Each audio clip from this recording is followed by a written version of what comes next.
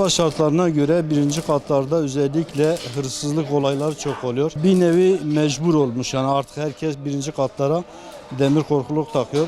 Bir de üst katlarda çocukların düşme olayı var. Onlara da demir korkuluk falan takıyoruz, daha sağlam olur. Bu günümüzdeki balkon camları takıyor. Müşterimizin bize talepleri demir takması ve demirin daha sağlam, daha güvenli olduğunu bildikleri için demiri tercih ediyorlar. Biz de diyoruz, yani gelen müşterilerimiz de var. Üst katlarda çocukların anneleri çalışması ve çocukların bir ağırlıktan dolayı çocuklar pencereden, balkonlardan düşme olayları oluyor.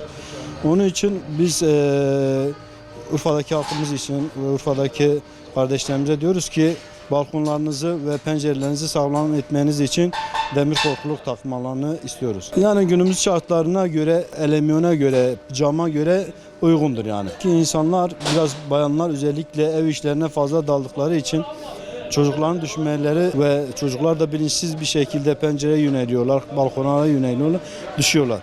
Yani vatandaşlarımıza diyoruz ki bu olayların yaşanmaması için balkonlarını ve pencerelerini sağlamlaştırmalarını istiyoruz. Demir korkulu insanların güvenliği için, insanların zarar görmemesi için, yani çocukların özellikle aşağı düşmemesi için demir korkuluk yapıyoruz. Genelde yani her kata yapıyoruz ama genelde üst katlar istiyor bizden. İnsanların önlemini almasını dileriz. Rahatsızlık vermesin insanlara, insanlar onun acısını çekmesinler diye.